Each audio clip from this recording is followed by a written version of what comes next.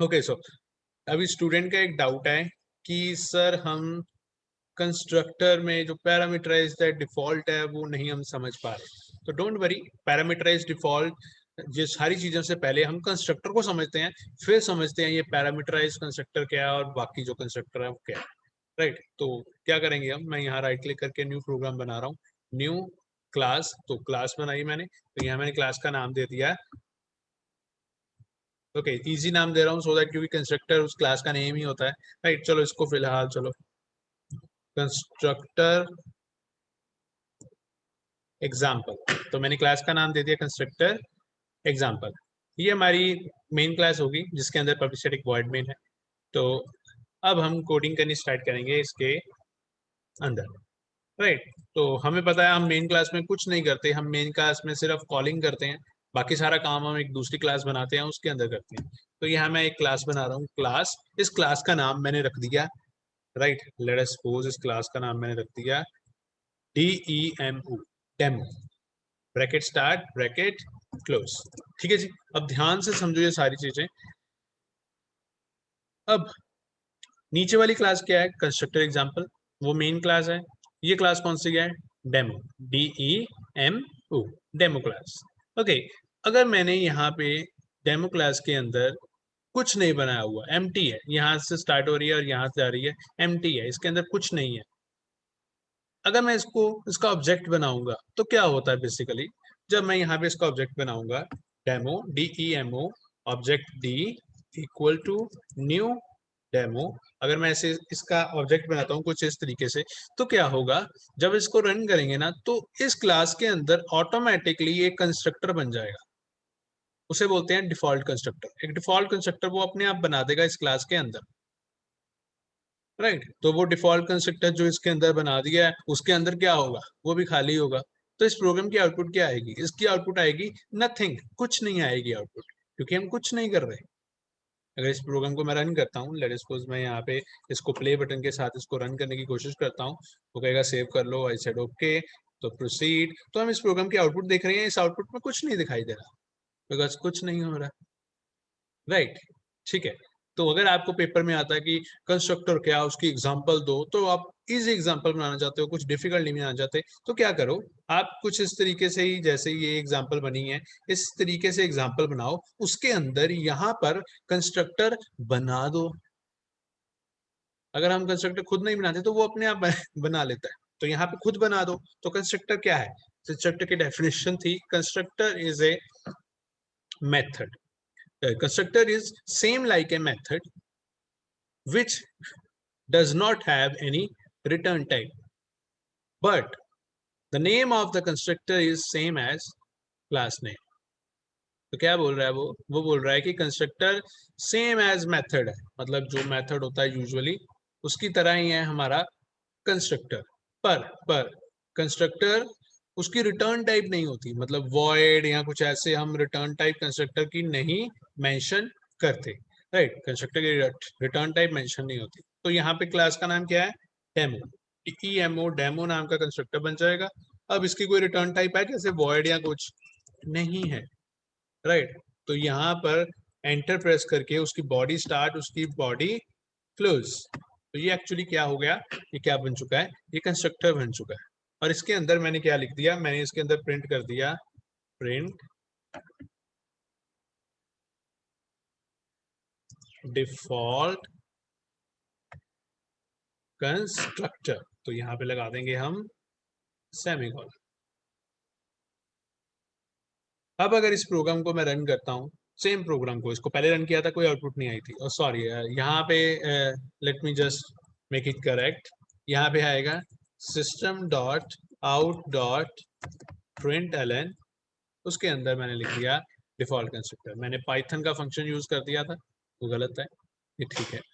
तो अब इस प्रोग्राम को अगर मैं प्ले करता हूँ, यहाँ से मैं प्ले बटन प्रेस करता हूँ, तो वी कैन सी जैसे मैंने प्ले प्रेस किया तो इस प्रोग्राम की आउटपुट आ गई डिफॉल्ट कंस्ट्रक्टर।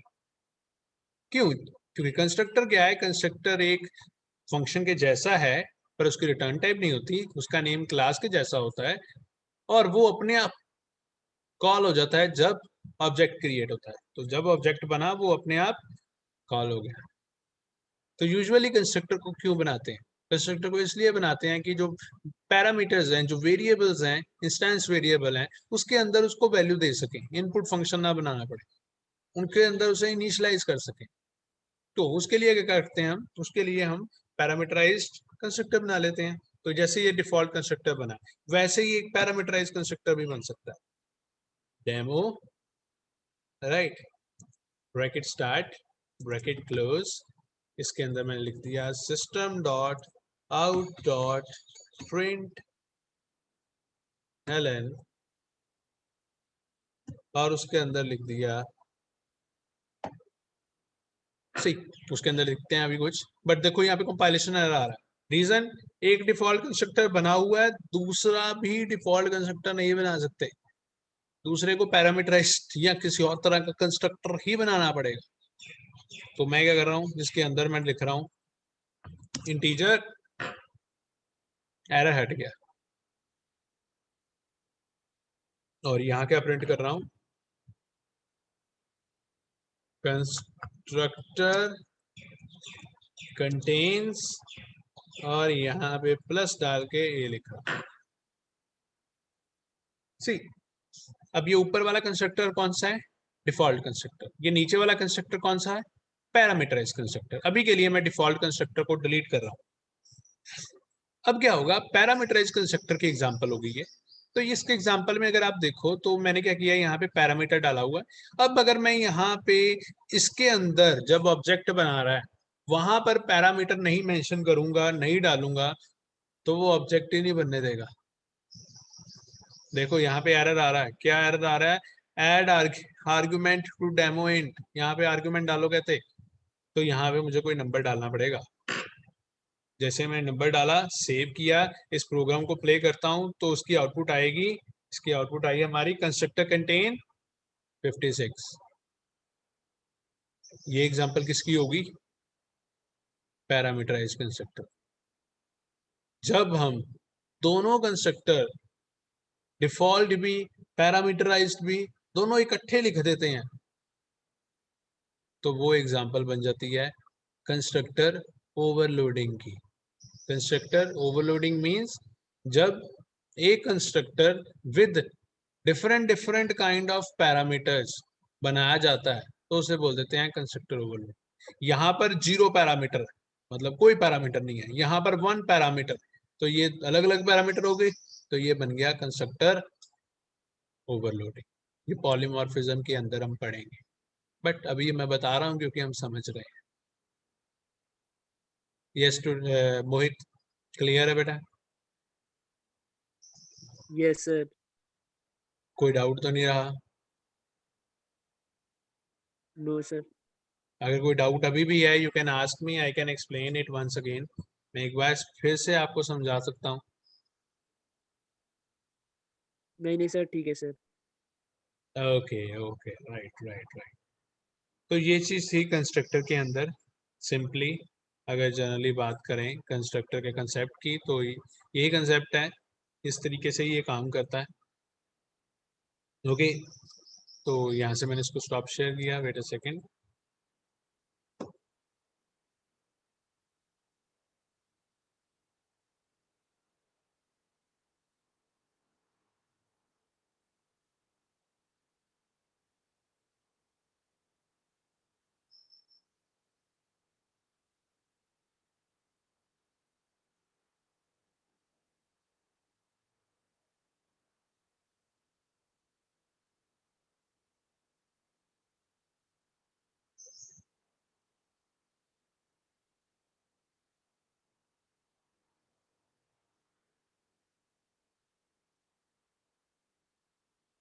ओके, तो आगे चल रहे हैं अब हम नेक्स्ट टॉपिक के ऊपर। पर before going forward, I still want to ask if anybody have any kind of query, he और she can discuss, so that मैं उसको एक्सप्लेन कर सकूं। अगर क्वेरी नहीं है तो we can move forward to our next topic, right. तो हमने इनहेरिटेंस छोड़ा था लास्ट टॉपिक पे कि मल्टीपल इनहेरिटेंस जावा में नहीं होती, मल्टीपल इनहेरिटेंस जावा में सपोर्ट नहीं होती, तो उसी को कंटिन्यू कर रहे हैं। अब मल्टीपल इनहेरिटेंस को जावा में करने के लिए हमें इंटरफेसेस यूज करनी पड़ती है। ये जो वर्ड लिखा हुआ है ना इंटरफेसेस, इनका यूज करना पड़ेगा हमें अगर हमें मल्टीपल इनहेरिटेंस करनी है। तो ये आज का हमारा टॉपिक भी है। अब हम डिस्कस करेंगे दो टॉपिक्स के ऊपर। एक का टॉपिक का नाम है packages and one is interfaces. अब जावा में पैकेजेस क्या होते हैं? पैकेजेस को एक्सप्लेन करूं तो ये सिंपली एक फोल्डर होता है जिसके अंदर बहुत सारी क्लासेस होती हैं, या उसके अंदर बहुत सारे फोल्डर्स होते हैं और वो फोल्डर सब क्लासेस उसके अंदर कंटेन कर रहे होते हैं। तो इस सारी चीज को हम बोल देते हैं पैकेज। फॉर एग्जांपल, एक एग्जांपल लेता हूँ। मैंने मेरे पास बहुत सारी मूवीज हैं, ठीक है जी, मूवीज पड़ी हैं मेरे पास बहुत सारी। तो मैंने क्या किया, मैंने वो मूवीज को अलग अलग फोल्डर में डालना शुरू किया। जो हॉलीवुड की डब्ड डब्ड मूवी थी उनको मैंने एक फोल्डर में डाल दिया, जो इंग्लिश में मूवी थी उनको मैंने एक फोल्डर में डाल दिया, जो हिंदी मूवीज थी वो उसको मैंने अलग फोल्डर में डाल दिया। तो अब मेरे पास क्या हो चुका है, अब मेरे पास एक फोल्डर है जिसका नाम है मूवीज। उसके अंदर 3 फोल्डर हैं जिसके अंदर एक है डब मूवी, एक है हिंदी मूवी, एक है इंग्लिश मूवी, और उसके अंदर अलग से बहुत सारी मूवीज अवेलेबल भरी पड़ी। राइट, तो कुछ इस तरीके से ही क्लासेस को यूज में लिया जाता है या कोडिंग को यूज में लिया जाता है पैकेजेस की हेल्प से। तो पैकेजेस क्या करते हैं, स्टोर करते हैं अपने अंदर क्लासेस जिनको हम टाइम आने पे यूज कर सकते हैं। तो यही चीज है यहाँ पे। अब यहाँ definitions and so on move करते हैं यहाँ पे। तो डिफाइनिंग ए पैकेज, तो पैकेज क्या है, ये डिफाइन की बात कर रहे हैं। हम पैकेज बनाते कैसे हैं? खुद से भी हम पैकेज बना सकते हैं, जैसे फोल्डर बन रहा है वैसे ही पैकेज को भी खुद से बना सकते हैं। राइट, तो यहाँ पे देखें तो इन द प्रीसीडिंग चैप्टर्स, पिछले चैप्टर्स में हमने देखा the name of the example class was taken from the same name space. This means that a unique name had to be used for each class to avoid name collisions. After a while, without some way to manage the namespace, you could run out of convenient descriptive names for individual class. तो ये कह रहा है कि जब हम examples की बात कर रहे हैं, जब भी हम क्लास बनाने जाते हैं तो हमारे माइंड में अलग अलग नाम नहीं आते। जैसे फॉर एग्जांपल क्लास ए, अगली बार भी क्लास ए अगर बनाने जाए तो वो पॉसिबल नहीं हो पाता। Let me show you how possible नहीं हो पाता। राइट नाउ अगर मैं क्लिप्स में जाऊं यहाँ पे वापस, तो यहाँ पर अगर डेमो की जगह मैं क्लास को ए बनाना स्टार्ट करूँ ना, तो वो देखो ए क्लास को मुझे फिजिबल नहीं करने देगा। राइट, तो मीन्स यहाँ पे वो मेरे को बनाने देगा। यहाँ पे अगर मैं बात करूँ तो मैं अगर एरे क्लास बनाने चाहूँ, ARRAY, मैंने यहाँ से देखा एरे क्लास एक पहले ही बनी हुई है। अगर एरे क्लास मैं बनाने चाहूंगा तो वो मुझे एरे क्लास बनाने नहीं देगा। वो कहेगा कि एरे क्लास थोड़ी है, ऑलरेडी डिफाइन है आपके पैकेज के अंदर। तो वो क्या हो जाएगा, वो हमारा एक एरर बन जाएगा। तो इसके लिए हम क्या करते हैं, हम डिफरेंट डिफरेंट पैकेजेस बना देते हैं। डिफरेंट डिफरेंट पैकेजेस, अलग अलग पैकेजेस बन जाते हैं, और हर पैकेजेस में हम क्या कर सकते हैं, हर पैकेजेस में हम अपनी क्लासेस को यूज कर सकते हैं। उसमें चाहे हम दोबारा सेम नेम वाली क्लास को भी यूज कर दें तो कोई दिक्कत नहीं है। ठीक है जी। You also need some way to be assured that the name you choose for a class will be reasonably unique and not collide with class name chosen by other program. ठीक है जी, तो वो एग्जांपल से समझाने की कोशिश कर रहा है। ठीक है, तो Java provides a mechanism for partitioning the class namespaces into more manageable chunk. This mechanism is the package. The package is both a naming and visibility control mechanism. You can define classes inside a package that are not accessible by code outside that package. You can also define class members that are only exposed to other members of same package. This allows your classes to have intimate knowledge of each other but not expose the knowledge to the rest of the world. तो अब अगर Eclipse की बात करूं, मैं वापस Eclipse में जाऊं तो यहाँ पे आप देख रहे हो ये क्या लिखा हुआ है, डिफॉल्ट पैकेज। अगर यहाँ मैं राइट क्लिक करता हूँ, लेट अस सोर्स के ऊपर राइट क्लिक न्यू पे जाता हूँ, तो आप देखोगे न्यू क्लास के साथ हमारे पास एक पैकेज की ऑप्शन भी है। यहाँ पैकेज पे मैंने लिखा और पैकेज पे मैंने नाम दे दिया लाइक प्रोग्राम 1, फिनिश किया। तो आप देखोगे यहाँ पे एक प्रोग्राम 1 नाम का एक फोल्डर बन गया। अब इसके अंदर राइट क्लिक करके न्यू करके अगर मैं कोई क्लास करूं और उस क्लास को कोई मैं सेम नेम दे दूं लाइक एरे डॉट जावा, और उसके अंदर पब्लिक स्टैटिक वॉइड भी डाल दिया मैंने, फिनिश किया, तो यू कैन सी अब देखो एक पैकेज बन गया हमारा ये डिफॉल्ट, एक पैकेज बन गया हमारा ये, जिसके अंदर क्या है, एक प्रोग्राम है और देखो दोनों प्रोग्राम्स के नेम अब सेम है, बट हमें कोई दिक्कत नहीं होगी, राइट। तो इस तरीके से हम पैकेजेस बनाकर अलग अलग जगह पे मेंटेन कर सकते हैं डाटा। तो जावा में पैकेज कैसे बनाते हैं, तो पहला तरीका तो आपको पता लग गया, हम कुछ इस तरीके से राइट क्लिक करके पैकेज को क्रिएट कर सकते हैं। बाकी कोडिंग से भी हम पैकेज को क्रिएट कर सकते हैं। कैसे?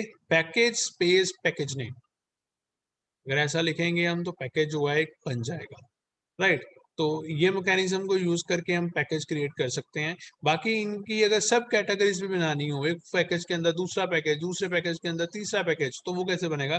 Package package 1 dot package 2 dot package 3 semicolon. तो इस तरीके से हम डिफरेंट डिफरेंट पैकेजेस भी बना सकते हैं एक फोल्डर्स के, एक पैकेज के अंदर दूसरे, एंड सो ऑन, राइट। तो अगर एक एग्जांपल लें तो जैसे हम पैकेजेस बनाएंगे हम वैसे ही उनको यूज करेंगे। तो पैकेजेस को यूज करने के लिए हम कौन सा कीवर्ड यूज करते हैं? एनीबॉडी कोई बता सकता है मेरे को? पैकेजेस को यूज करने के लिए हम कौन सा कीवर्ड यूज करते हैं? यूज करने के लिए मतलब मैंने एक पैकेज बना रखा है, उसको मेरे को यूज करना है, मैं क्या लिखूंगा? हिंट दे देता हूं, आई से शुरू होता है। Sir import java.lang। यस। अब वो क्या है? For example import java dot aw dot event या कुछ भी, अगर ऐसा कुछ है तो वो क्या है बेसिकली? वो क्या कर रहे होते हैं, हम एक पैकेज के अंदर दूसरे पैकेज की बात करते हैं, दूसरे के अंदर हम तीसरे की बात करते हैं, एंड सो ऑन। आज मैं आपको पैकेजेस दिखाऊंगा। कैसे दिखाऊंगा मीन्स, यूज करने तो हमने देखे, बट एक्चुअली है क्या पैकेजेस, कहाँ पे होते हैं पैकेजेस? चलो हम चेकआउट करने चलते हैं। मैं भी यहाँ से कोड को बंद कर रहा हूँ, अपनी सी ड्राइव में जा रहा हूँ। सी ड्राइव में प्रोग्राम फाइल्स के अंदर मेरी जावा पड़ी है, अपने जावा फोल्डर के अंदर आ चुका हूँ। यहाँ पे JDK 16 है, तो यहाँ पे मैं लिब के अंदर आया, लाइब्रेरीज है यहाँ पे। तो व्हाट आई कैन सी, यहाँ पे एक SRC नाम का फोल्डर है, लाइब्रेरी के अंदर एक SRC नाम का फोल्डर है, इसको मैंने कॉपी कर लिया, कंट्रोल से कॉपी कर लिया, ठीक है जी। ओके, तो कॉपी करने के बाद यहाँ जावा नाम के फोल्डर के अंदर इसको एक्सट्रैक्ट कर रहा हूँ, मतलब दोबारा पेस्ट कर रहा हूँ एक बार, कोई बात नहीं, पेस्ट कर दो। तो इसको मैंने राइट क्लिक करके एक्सट्रैक्ट कर लिया। यहाँ पे एक्सट्रैक्ट मतलब मैंने उस फोल्डर की फॉर्म में खोल दिया, ओपन कर दिया, तो यू कैन सी यहाँ पे एक्सट्रैक्ट हो गया।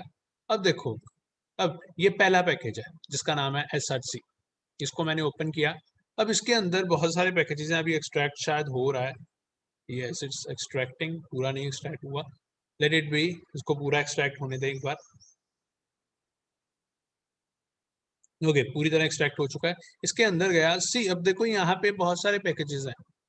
अब यहाँ लिखा है जावा डॉट बेस, फोल्डर का नाम है, इसके अंदर गए कॉम, फोल्डर का नाम है, उसके अंदर गए सन, फोल्डर का नाम है, सिक्योरिटी NTLM, उसके अंदर देखो जावा के प्रोग्राम बने हुए हैं, क्लाइंट डॉट जावा, NTLM डॉट जावा, तो मतलब ये प्रोग्राम बने हुए हैं, राइट। मैं वापस आया, चलो अब थोड़ा सा मैं आपको बताता हूँ। अब हम एक क्लास यूज करते हैं जिसका नाम है स्ट्रिंग, एस कैपिटल स्ट्रिंग। एक क्लास यूज करते हैं जिसका नाम है system dot out dot println, system class है, ठीक है जी। अब ये क्लास इसका है। अब यहाँ पर एक पैकेज होगा जिसका नाम है जावा डॉट लैंग, मतलब एक लैंग पैकेज होगा, राइट। तो यहाँ से मैं सर्च करना शुरू करता हूँ ऊपर से नीचे, या यहाँ मैं लिख के भी सर्च कर सकता हूँ, जैसे मैंने यहाँ लिख दिया LANG, लैंग लिखा। लेट्स सी यहाँ पे ये पैकेज हमें अवेलेबल होता है या नहीं।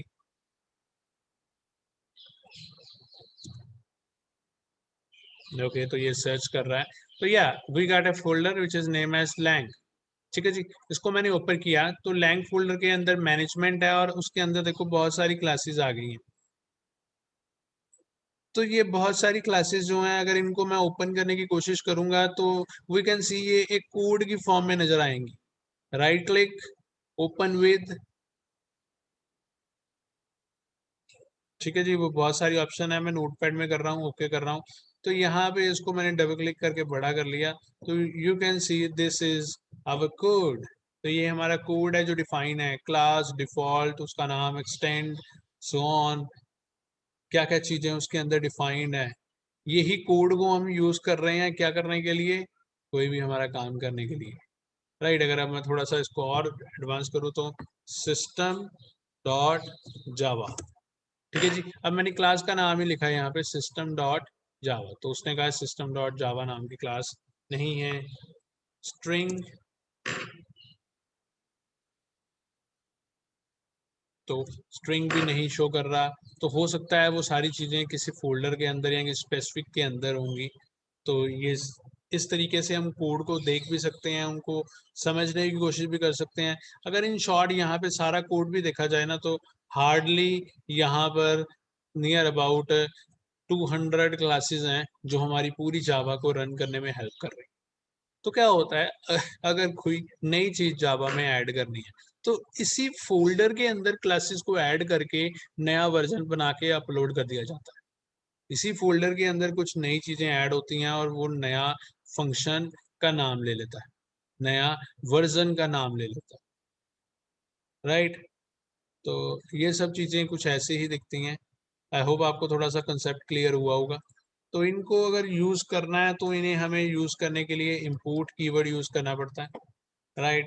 तो अगर हमें स्पेसिफिकली कुछ पैकेज क्रिएट करना है Java dot AWS dot image, तो कुछ ऐसे भी हम बना सकते हैं, राइट। तो इसका बेसिक ही नॉलेज आपको होना चाहिए, कैसे पैकेज होता है, क्या है पैकेज, राइट। आपको ज़्यादा डिटेल में कुछ इसमें करने की ज़रूरत नहीं है, राइट। अगर जैसे यहाँ पे लिखा हुआ पैकेज माई पैक, राइट, अगर इस तरीके से हम कोड लिख देंगे तो वो ऑटोमेटिकली पैकेज भी क्रिएट कर देगा। अब अगर मैं यहाँ पे देखूँ तो आप देख सकते हो ये प्रोग्राम 1 के अंदर है ना, तो यहाँ पे पहली लाइन लिखी हुई है पैकेज प्रोग्राम 1, ठीक है जी। अगर मैं यहाँ पे प्रोग्राम 2 कर देता हूँ, मैंने इसको कर दिया प्रोग्राम 2, ठीक है। वैसे है किसमें, प्रोग्राम 1 में, और इसको मैं यहाँ पे प्ले करने की कोशिश कर रहा हूँ, प्ले किया, ओके किया, प्रोसीड किया, ओके, तो हमें एरर वगैरह मिल जाएंगे। तो हमें स्पेसिफिकली वही पैकेज मेंशन करना है जिस पैकेज के अंदर हम हैं। प्ले कर रहा हूँ, प्रोसीड कर रहा हूँ, नाउ इट्स वर्किंग। कुछ आउटपुट नहीं दिखा रहा है इसलिए जस्ट वैसे ही शो कर रहा है हमें। यस कुणाल। सर वो गलती से होना गया। गलती से हो गया, आई थिंक मेरे को आपको कुछ पूछना है तो इट्स ओके, कोई बात नहीं, राइट।